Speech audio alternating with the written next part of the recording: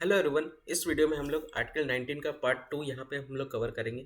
जो अनुच्छेद 19 के भाग ख में बताया गया है उसके बारे में हम लोग डिटेल में कवर करेंगे। बेसिकली पिछले वाले वीडियो में हम लोगों ने right to freedom of speech and expression के बारे में पढ़ा, जहाँ पे हमें अपने एक्सप्रेस को, अपने व्यूज़ को रखने का पूरा तरीके से अधिकार यहाँ पे दिया जाता है। ठीक उसी तरह से आर्टिकल 19 का भाग ख के अंतर्गत हम किसी भी तरह का असेंबली को फॉर्म कर सकते हैं, किसी भी तरह का मीटिंग हम ऑर्गेनाइज कर सकते हैं। ये सारी बातों का यहाँ पे फ्रीडम हमें आर्टिकल 19 के तहत हमें प्रोवाइड किया जाता है।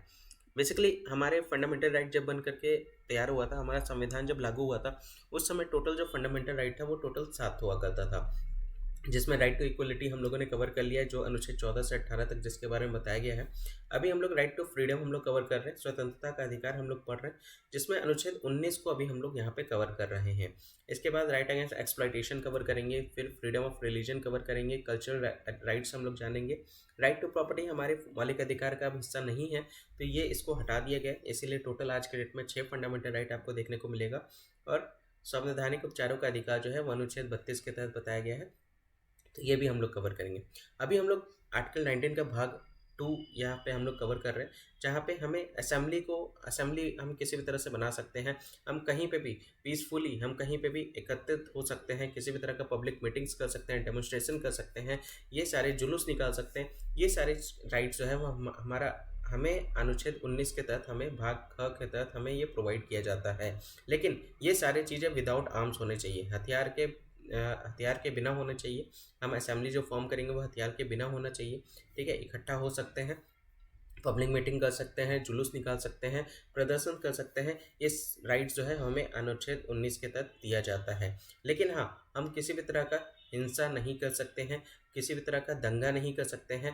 ठीक है, तो ये सारी चीज़ें जो हैं, ये सारी चीज़ों को ये ब्रीच करता है, ये सारे अधिकार हमें नहीं देता है।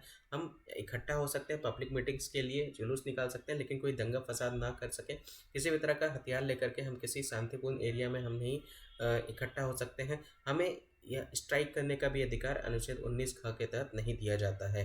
तो हड़ताल का अधिकार भी इसमें शामिल नहीं है, ये ध्यान रखिएगा।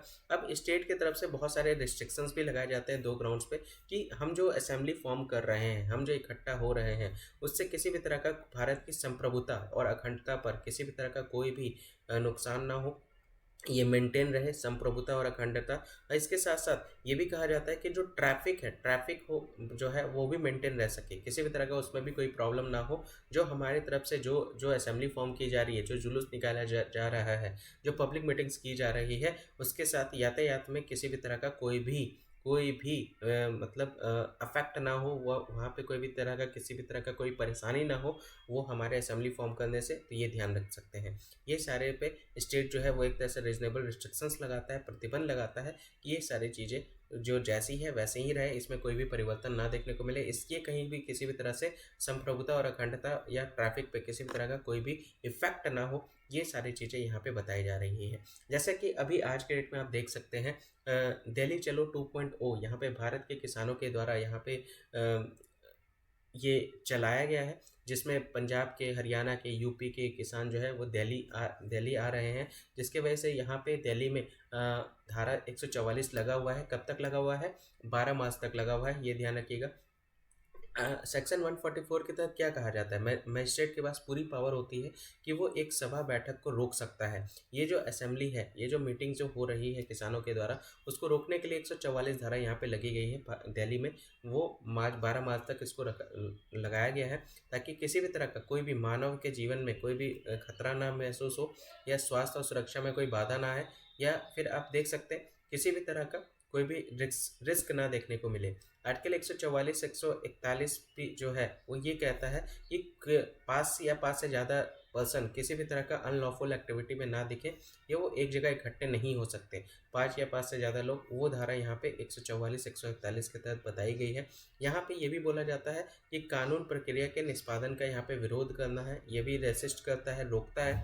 या किसी भी तरह का किसी भी पर्सन के, आप किसी की प्रॉपर्टी को आप ऑक्यूपाई नहीं कर सकते, जबरन कब्जा नहीं कर सकते, ये सारी चीज़ें जो है वो रोकती है आर्टिकल सेक्शन 141 के तहत। कि किसी भी कानून प्रक्रिया में आप विरोध नहीं कर सकते हैं, ये सेक्शन 141 के तहत ये बात बताई जा रही है। और किसी भी पर्सन की, किसी भी व्यक्ति की संपत्ति पर आप जबरन कब्जा नहीं कर सकें, इसीलिए ये सेक्शन 141 लगाया गया है। ठीक है। इसके साथ साथ आप जो है किसी भी जगह पर बिना किसी परमिशन के आप नहीं एंटर कर सकते हैं। ये सारे क्रिमिनल ट्रेसपास के रूप में जाने जाएंगे। ये सब बिना अनुमति के आप किसी भी जगह प्रवेश नहीं कर सकते, उसको लेकर के यहाँ पे ये बात कही जा रही है।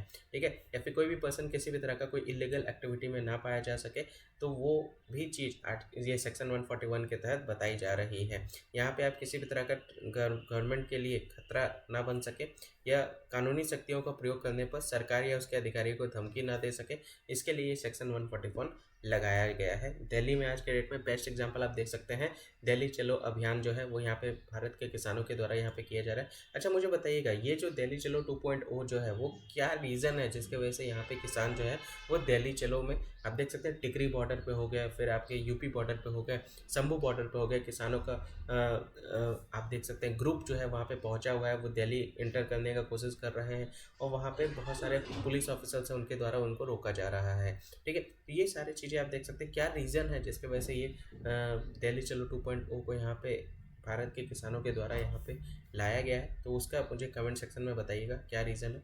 ठीक है। तो ये था आर्टिकल 19 का भाग का। आई होप आपको क्लियर हुआ होगा। ये आप असेंबली बना सकते हैं, पब्लिक मीटिंग्स बना सकते हैं, आप किसी तरह का जुलूस निकाल सकते हैं, वो अधिकार हमें आर्टिकल 19 के तहत प्रोवाइड किया जाता है। ये टेलीग्राम चैनल है, इसको ज्वाइन जिन्होंने नहीं किया है ज्वाइन कर लीजिएगा। यहीं पे सारे क्लासेस के लिंक आपको प्रोवाइड किए जाते हैं। जिन्होंने सब्सक्राइब नहीं किया सब्सक्राइब कर लीजिएगा, ताकि अपकमिंग वीडियोज़ का नोटिफिकेशन आपके पास टाइमली पहुँच सके। और वीडियो को ज़्यादा से ज़्यादा शेयर कीजिए ताकि बाकी लोग भी इसके बारे में पढ़ सकें। आज के लिए बस इतना ही। जय हिंद, जय भारत।